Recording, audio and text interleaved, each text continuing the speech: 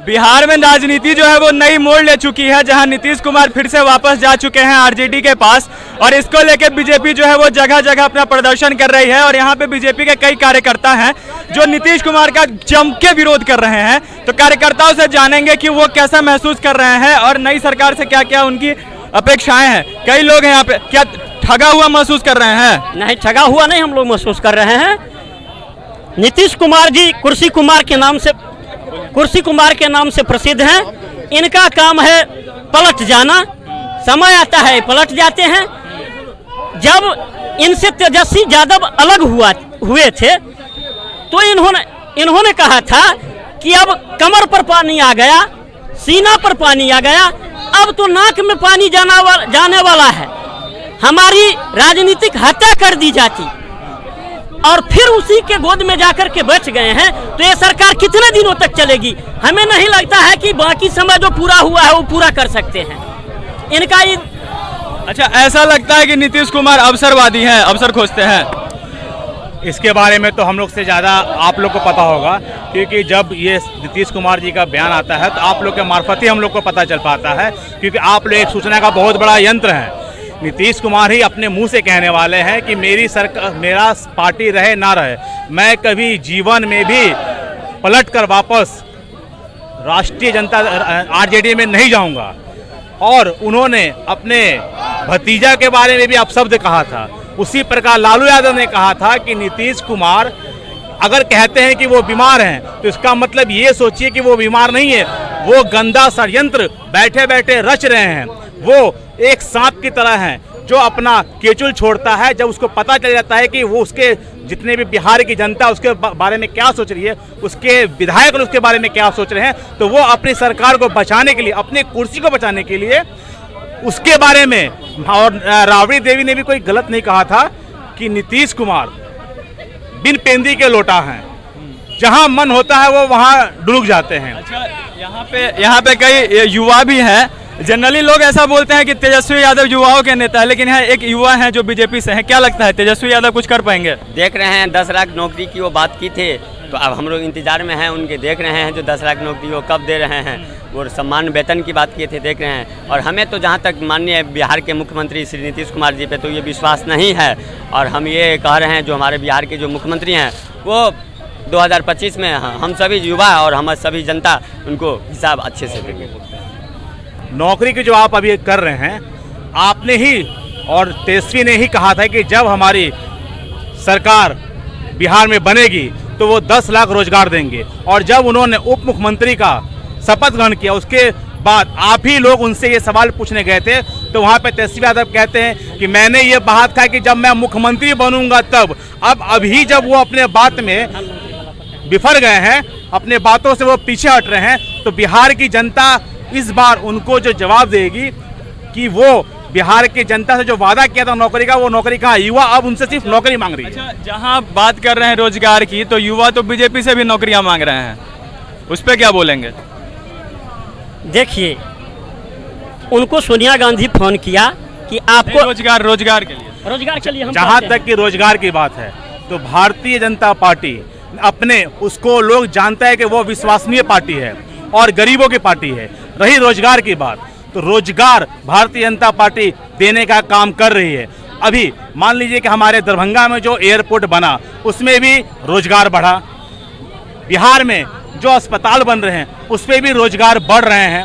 जो व्यवसाय बड़े बड़े, इससे पहले जंगल राज चलता था उसमें बड़े बड़े उद्योगपति यहाँ पे किसी भी कारखाना को नहीं डालते थे, लेकिन अब वो बिहार में वापसी कर रहे थे तो उसमें भी रोजगार बढ़ रहा था। तो रोजगार का जो भारतीय जनता पार्टी ने वादा किया था वो उस पर अमल कर रही थी, रोजगार मिल रहा था लोगों को। अच्छा, अपराध पे क्या बोलेंगे? क्या लग रहा है अपराध फिर बढ़ जाएगा? निश्चित बढ़ जाएगा, आज ही बढ़ गया। और भारतीय जनता पार्टी कभी भी मूल्य और मर्यादा की राजनीति करते हैं। और तब कहिएगा आप, जो आपके साथ रहते हैं तो अच्छा होता है और दूसरे के साथ चले जाते हैं तो गड़बड़ हो जाते हैं। नीतीश कुमार नहीं, गोस्वामी तुलसीदास जी ने लिखा कि सठ सुध रही सत्संगत पाई। मेरे साथ जब होते हैं तो उन्हें मर्यादा आधारित राजनीतिज्ञों से उनका साठगांठ रहता है, दोस्ती रहती है। मर्यादित राजनीति भारतीय जनता पार्टी करते हैं और भारतीय राजनीति में भारतीय जनता पार्टी का जो स्थान है वो मर्यादा पर, मूल्य पर और सिद्धांत पर आधारित राजनीति होता है। वो अंकुश में बंधे रहते हैं और अभी वो जंगल राज स्थापित करने वाले युवराज के साथ चल गए हैं। हमें नहीं लगता है कि फिर से बिहार में अमन चैन की स्थापना रहेगी, बिहार में लूट हत्या की राजनीति चलेगी और जैसे पहले अपहरण का उद्योग चलता था उसी प्रकार से अब अपहरण का उद्योग भी चालू हो जाएगा। अच्छा, कार्यकर्ता है यहाँ पे आप लोग, आगे की रणनीति क्या होगी पार्टी की?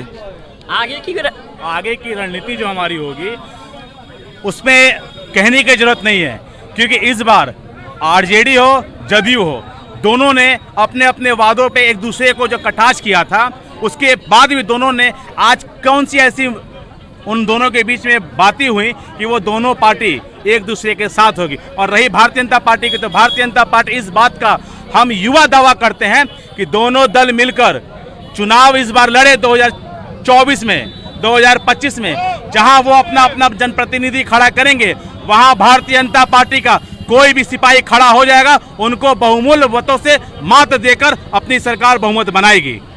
जहाँ तक कि प्रधानमंत्री बनने का बात है तो आज ही उनका सपना भंग हो गया, क्योंकि अखिलेश यादव जी का आज टिप्पणी आ गया कि प्रधानमंत्री का उम्मीदवार उत्तर प्रदेश से होगा। तो स्वाभाविक है कि नीतीश कुमार जी 2 सीट जीतने वाले कैसे प्रधानमंत्री के उम्मीदवार हो सकते हैं।